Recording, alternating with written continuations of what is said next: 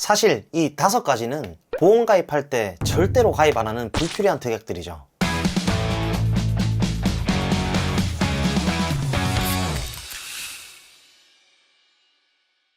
네, 안녕하세요. 여러분들의 갈증을 톡 쏘는 보험 지식으로 해소시켜드리는 보험사이다입니다. 반갑습니다. 현재 국내에 수많은 보험사들이 존재를 하고 우리가 가입하는 보험의 종류는 정말 무수히 많습니다. 근데 거기서 또 보험 상품을 세세하게 들여다보면 진단비만 보더라도 암진단비, 뇌혈관 질환 진단비, 심혈관 질환 진단비, 산정특례 진단비, 후유장애 진단비 등등 정말 너무나 많은 종류들이 있죠. 사실 시청자분들 뿐만 아니라 정말 수많은 사람들이 도대체 어떤 상품을 가입해야 하고 어떤 특약들을 내 보험 안에다가 구성을 해야 할지 정말 고민이 많으실 거예요. 가까운 사례만 보더라도 옆집 철순의 엄마랑 나랑 똑같이 월 보험료를 한 15만원 정도 내는데 나는 실비만 6만원이고 옆집 철순의 엄마는 또 실비가 만원이래요. 그리고 가입해놓은 종합보험 안에 담보특약 또한 전부 다 제각각이죠. 그래서 오늘은 이 보험사에다가 여러분들이 제발 좀 보험료로 불필요한 지출이 빠져나가시는 거를 막아드리려고 오늘은 우리가 보험을 가입할 때 절대 가입하지 말아야 할 5가지에 대해서 쏙쏙 알려드릴 예정입니다. 오늘 영상 사랑하는 가족분들께도 꼭 얼른 공유하셔서 여러분들의 소중한 돈 잘 지키셨으면 좋겠습니다. 보험사이다. 본 광고는 손해보험 광고심의 기준을 준수하였으며 유효기간은 심의일로부터 1년입니다. 불필요한 특약 첫 번째는 바로 질병 입원 일당, 상해 입원 일당입니다. 옛날에는 사실 많은 분들이 입원을 해서 치료를 많이 받으셨었죠. 근데 요즘은요, 암에 걸린다 하더라도 평균 입원 일수가 정말 짧습니다. 실비가 있다면 굳이 없어도 되는 특약은 바로 질병 입원 일당과 상해 입원 일당 특약입니다. 이 입원비 특약은 지난 영상들에서도 제가 많이 알려드렸다시피 납입 보험료 대비해가지고 많은 수혜를 얻기는 사실 쉽지가 않습니다. 실제 40세 여성 직업급수 1급 기준으로 A 회사의 설계안을 보여드리면서 바로 말씀을 드려볼게요. 질병과 상해 입원 일당이 만 40세 기준으로 월 보험료가 17,508원입니다. 하루에 입원비 2만원 받으려고 20년간 보험료를 납입했을 때 질병과 상해 입원비 특약들에 들어가는 총 비용은 무려 420만 1920원입니다. 하루 입원 일당이 2만원이니까 210일을 입원을 했을 때 420만원을 받게 되죠. 이게 무슨 소리냐면요, 내가 210일이라는 기간을 입원을 해야 내가 냈던 보험료만큼만 보험금을 받는다는 겁니다. 그러면 과연 210일이라는 시간을 입원하는 게 정말 쉬운 일일까요? 국민건강보험 주요 통계 보도자료를 보면 1일당 월 평균 입내원 일수는 21년도를 기준으로 겨우 1.6일도 안 됩니다. 여태까지의 데이터를 보더라도 평균 입내원 일수가 2일채 되지 않습니다. 여러분, 하루 입원 일당 2만원 받을 바에는요, 차라리 암진단비 1,000만원 더 받는 게 훨씬 낫다고 좀 말씀을 드리고 싶고요. 하루 입원비 2만원 안 받는다고 경제적으로 큰 손실이 올까요, 여러분? 저는 아니라고 생각을 합니다. 그리고 어차피 입원비는요, 실비에서도 5천만원 한도로 보상을 해주게 됩니다. 하지만 암진단비 1,000만원은 있고 없고가 굉장히 큰 차이가 있을 수 있겠죠. 그래서 굳이 입원 일당을 따로 가입하시는 것은 권장드리지 않습니다. 그리고 불필요한 특약 두 번째는 바로 암수술비입니다. 우선 암에 걸린다고 해서 무조건적으로 수술을 다 받지는 않습니다. 요즘은요, 정말 약물 치료로만 끝내는 암들도 있고요. 제가 정말 재밌는 걸 하나 보여드리겠습니다. 암 수술비 1,000만원 받는데 월 보험료는 11,630원이고요. 암 진단비 1,000만원 받는데 월 보험료는 9,660원입니다. 여러분, 이제 뭔가 좀 감이 오시나요? 자, 우리가 만약에 암이 올 것 같으면 주치의한테 우리가 진단을 먼저 받나요? 아니면 수술을 먼저 받나요? 아니면 약물 치료를 먼저 받나요? 그것도 아니면 입원을 먼저 하나요? 우리가요, 암이 온다고 하면 의사한테 진단을 먼저 받겠죠. 진단을. 수술을 할지 말지, 약물 치료를 할지 말지, 입원 치료를 할지 말지는 누가 정하죠? 주치의가 내 상태를 보고 어떤 치료를 할지 말지를 정하게 되잖아요. 내 몸에 있는 게 도대체 어떤 암인지를 진단을 먼저 받고 그 후에 치료를 들어가든지 말든지 할 거 아닙니까? 이제 좀 감이 오시나요? 암 수술비를 가입하실 바에는 진단을 받자마자 지급을 받으실 수 있는 진단비를 가입하세요. 왜 비슷한 돈을 주고 누구는 진단만 받으면 보험금을 받고 시작을 하는데 진단 받고 그 후에 수술까지 진행을 해야 지급이 되는 암 수술비를 도대체 왜 가입합니까? 왜? 그리고 불필요한 특약 세 번째는 바로 질병 사망입니다. 저 같은 경우에는 사망보험금이라는 건 사실 가장에게는 정말 중요한 보장 중 하나라고 생각을 합니다. 특히나 내가 가장으로서 가정을 이제 책임져야 하는 이런 분들에게는 정말 필수적으로 권장을 드립니다. 하지만요, 질병 사망 특약은 추천드리지 않습니다.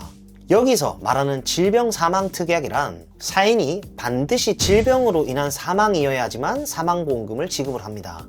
우리가 어떻게 어떤 식으로 사망을 하게 될지는 사실 아무도 모르잖아요. 병이 있어도요, 내가 그 병을 안고 있더라 하더라도 그 병 때문만이 아니라 다른 원인으로 인해서 사망을 하게 되는 경우도 많습니다. 근데 40세 남성 기준으로 질병 사망보험금을 5천만 원만 설정을 해도 얼마죠? 34,000원이나 합니다. 엄청나게 비싸다는 거죠. 그래서 내가 정말 우리 가족을 생각해서 사망보험금을 준비할 계획이 있다면 다치거나 아팠을 때 혹은 내가 또 자연사를 하거나, 이건 좀 말씀드리기가 좀 무거운 내용이지만 자살을 하더라도 지급을 하는 일반 사망보험금을 준비하시길 바랍니다. 종신보험이나 정기사망을 준비를 하시면 되는데 가성비 있게 준비를 하실 거라면 정기사망을 준비하시면 됩니다. 만약에 남편과 아내 그리고 자식이 이렇게 3인 가족이 살고 있어요.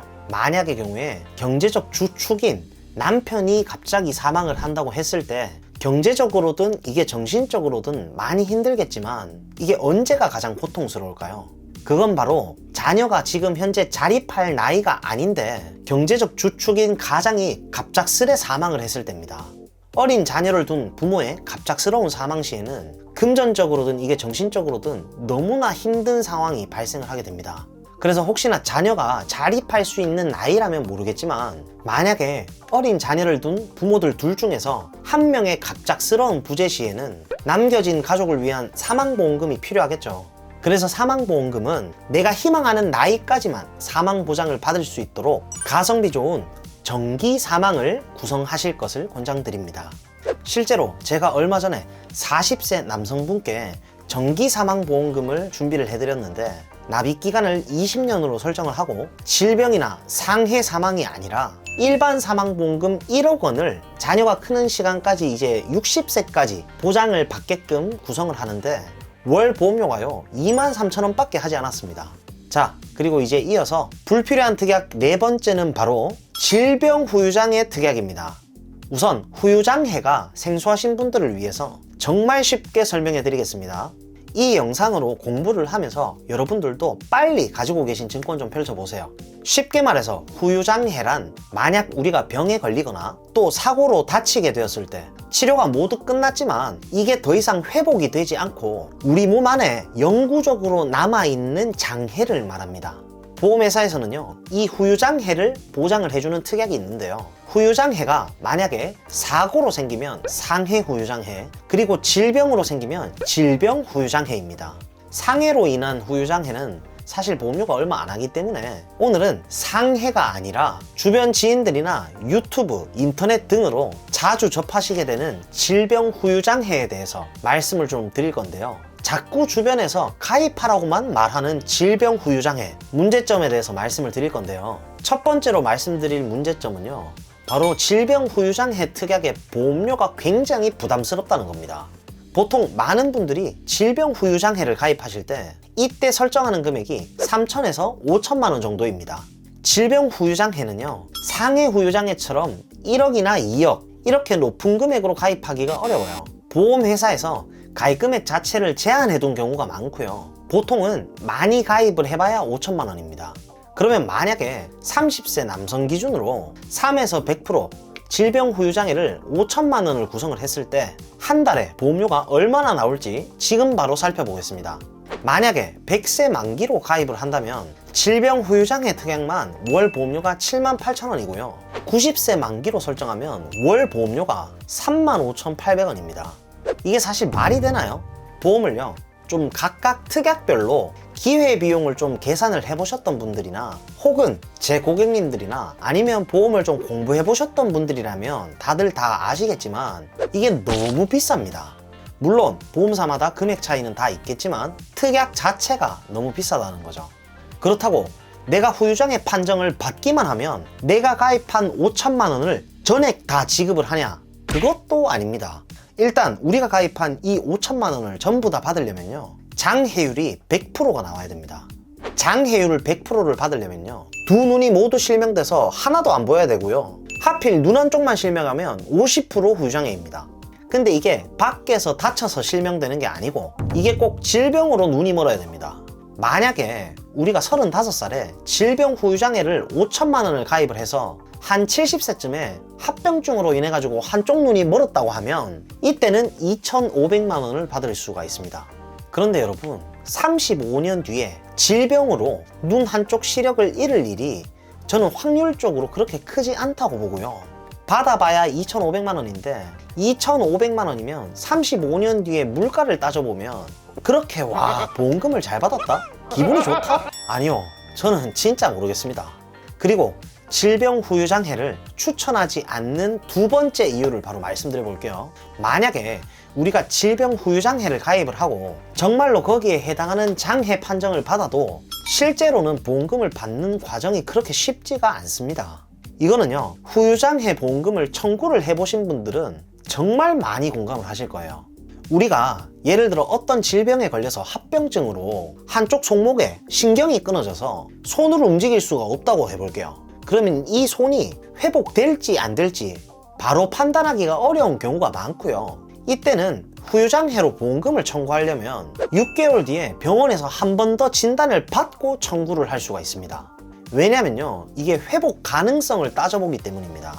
그래서 보험금을 받으려면 최소 반년 이상은 걸리기 때문에 이걸 또 필요한 시기에 치료비로 바로 쓰기에는 좀 어렵습니다. 그리고 여러분, 장애 판정은요, 총 3가지로 나눌 수가 있는데 첫 번째는 영구장애, 두 번째는 한시장애, 그리고 마지막 세 번째는 단순장애입니다. 영구장애는 말 그대로 장애가 회복될 가능성이 전혀 없는 상태를 말하고요. 한시적 장애는 5년 이상 장애가 지속되지만 회복될 가능성이 있을 때는 이걸 한시적 장애라고 말합니다. 그리고 단순 장애의 경우에는 5년 이하의 장애를 말합니다. 그런데 여러분, 질병 후유장애 특약은요, 영구적 장애에 대해서만 원칙상으로 보장을 해줍니다. 만약 이걸 한시적 장애로 판단이 돼서 중간에 회복할 가능성이 있다고 한다면 해당 장애율의 20%밖에 지급을 하지 않습니다. 그래서 만약에 내가 한쪽 팔이 마비가 돼서 움직이지 않으면 이때 장애율이 30%인데 근데 이게 나중에 마비가 풀릴 가능성이 있어서 한시적 장애로 판정이 돼버리면 내가 원래 받아야 할 30%에 거기에 20% 수준인 약 6%에 대한 보험금만 지급을 받을 수가 있습니다. 사실 이게 일반적인 사람이라면 한쪽 팔을 잃었다면 상식적으로 심각한 장애 등급이라고 생각하지 않을까요? 그런데 이게 회복될 가능성이 조금이라도 있으면 못 받습니다. 5년 이상 장애가 유지되는 한시적 장애는 6%이기 때문에 질병 후유장애 5천만 원을 가입을 했을 때도 300만 원 정도 받을 수 있습니다. 절대 회복이 불가능한 영구적 장애로 나와야 5천만 원을 가입하면 30%인 1,500만 원을 받을 수가 있겠죠. 여러분, 제 생각에는요, 이것 때문에 우리가 보험을 가입하려고 하지는 않는 것 같습니다. 그리고 마지막 5번째는 재진단 암진단비입니다. 이 특약 같은 경우에는 첫 번째 암이 걸리신 이후에 다시 암이 왔을 때만 지급됩니다. 처음으로 암의 진단 시에는 지급이 되지 않고요. 두 번째, 세 번째, 네 번째 이렇게 암이 걸렸을 때 추가적으로 지급되는 특약이라고 보시면 되는데 이 특약은요, 사실 제 개인적인 의견을 말씀드리면 굉장히 가성비가 안 좋아요. 예를 들어서 일반 암 진단비 특약이 1,000만 원당 9,000원이라고 가정을 했을 때 재진단 암 진단비는 1,000만 원당 12,000원, 13,000원 할 정도로 특약값이 비쌉니다. 그리고 암을 첫 번째에 걸리기도 사실 어려운데 두 번째, 세 번째 진단을 받았을 때 지급하는 특약이라고 하면 조금 확률적으로도 많이 떨어지기 때문에 제가 봤을 때는 이런 특약들은 우리 가족들이 가입할 보험 안에는 맞지 않다고 생각을 하시는 게 좋을 것 같고요. 확률이 떨어지는 또 다른 이유 중 하나는 첫 암을 진단받고 또 다른 전이암이나 2차 암이 진단되면 바로 지급이 되는 게 아니라 최초로 발생한 암 진단 확정일로부터 2년이 지나야지 재진단암 보장을 받을 수가 있습니다. 그럼 최초 발생한 암을 진단받고 1년 뒤에 새로운 암이 오면 네, 지급을 못 받겠죠. 오늘 정말 이 내용만 알고 계셔도 보험료로 빠져나가는 불필요한 지출들 여러분들이 엄청나게 줄이실 수 있을 겁니다. 네, 오늘은 보험 가입할 때 절대 가입 안 하는 불필요한 특약 5가지에 대해서 속 시원하게 알려드리는 시간을 좀 가져봤고요. 제 영상을 시청하시는 많은 분들이 보험을 통해서 꼭 손해가 아니라 수혜를 받아보실 수 있는 그런 분들이 모두 다 되셨으면 좋겠습니다. 저희 보험사이다 채널에서는 고객 한 분 한 분께 면밀히 최선의 설계를 도와드릴 수 있도록 30개 이상의 생명보험, 손해보험 여러 회사들을 비교 설계 및 약관 분석을 통해 도움을 드리고 있습니다. 보험 가입이나 리모델링에 대해서 궁금하시고 상담을 희망하시는 분들은 댓글창에 상담 신청 링크 클릭하시거나 카카오톡 검색창에다가 보험사이다 검색하셔서 문의를 주시면 저희가 순차적으로 면밀히 상담을 도와드릴 수 있도록 하겠습니다. 보험사이다 구독, 좋아요, 알림 설정 잊지 마시고요. 그럼 다음 시간에 더욱 시원하고 톡 쏘는 보험 지식으로 찾아뵙도록 하겠습니다. 이상 보험사이다였습니다. 감사합니다. 보험 광고는 손해보험 광고심의 기준을 준수하였으며 유효기간은 시민으로부터 1년입니다.